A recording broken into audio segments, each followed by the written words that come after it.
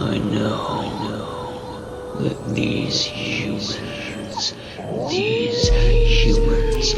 the real animals. I'll huff, and I'll puff, and I'll blow their house down.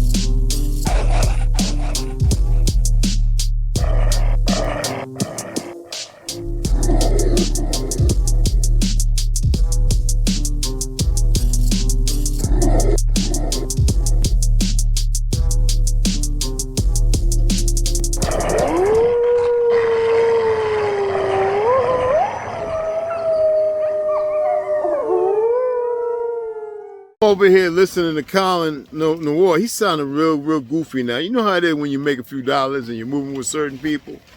You know how to make more, but you start getting involved in things, and he thinks he's just African and not anyway, right? Regardless, and he just talking real reckless about Kanye, you know. But anywho, I want y'all to look at this video, man. But the second one, and stop being so fucking stingy. Like, what's wrong with y'all? Anyway, whatever. Check out these two.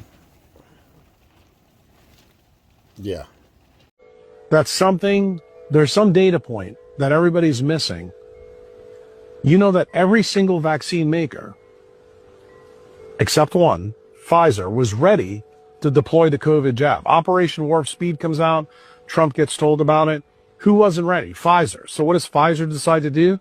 They go downstairs 3 floors to their genetic department and they find SV40. They use SV40 to design their jab because they're late to the game. And what do they then do?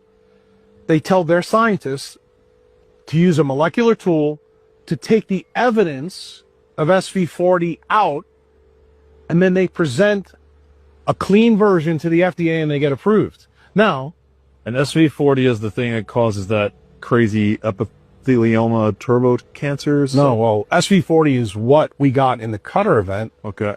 During FDR's term in polio. The guy that injected his grandchildren. That's Osher. That's later. Okay. But this is the story that goes from FDR all the way up to this point of time.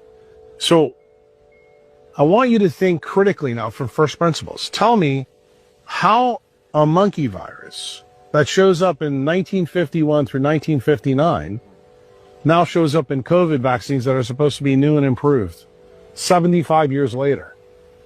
And Pfizer tries to take it out so you don't see it. That's why there's 2 legal definitions for BioNTech and for the Pfizer jab.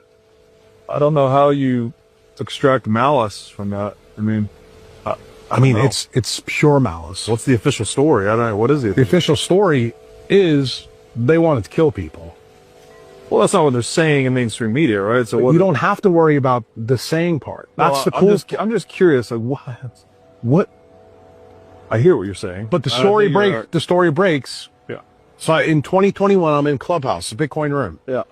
And I tell everybody, I said, look, I just did a documentary with Robert Malone, who's an inventor, co-inventor of the mRNA technology, and Robert McCullough, who's been famous for all the stuff he's done. They've both been on here, yeah. And guess what I do? I don't talk about the science at all. I talk about one thing. You can go back and watch this. There's 2 patents for Pfizer. I said, there's something nefarious going on here. And I don't tell anybody why I'm making this a big deal in this documentary. Because you heard all the things that I learned in my life in the Danny Jones podcast about SV40 and all that.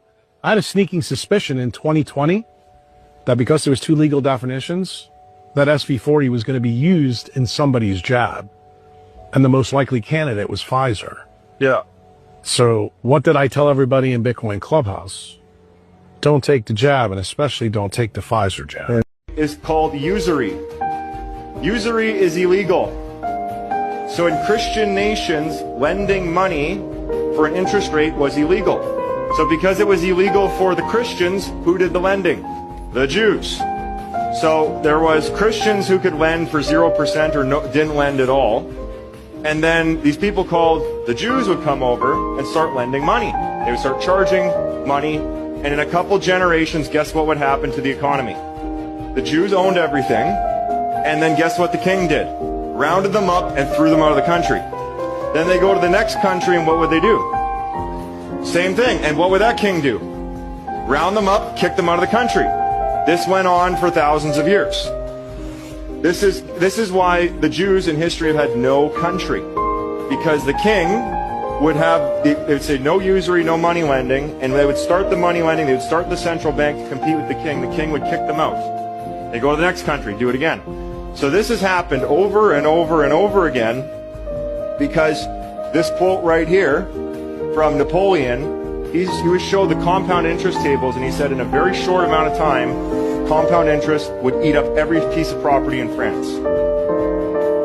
In fact, I'm going to show you how powerful compound interest is. Very scary thing. There's a reason why it was illegal. Illegal in the Christian nations and the Christian philosophy. This is the third one. This one might grab you by the hoo-ha. All right? The term swastika, that is not a German term. The very name swastika is a Hindu word, and it's a symbol.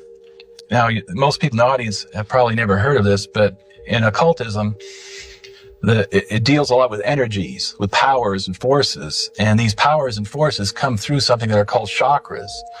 And the word chakra is a Hindu word which means spinning vortex. Now, the swastika is a symbol of the chakras that are energized and working in unison. So the word swastika is a Hindu word, not a German word. And the word Aryan is a Hindu word. You know, it has nothing to do with ancient Germans. The Aryans were the Brahmin caste of Hinduism.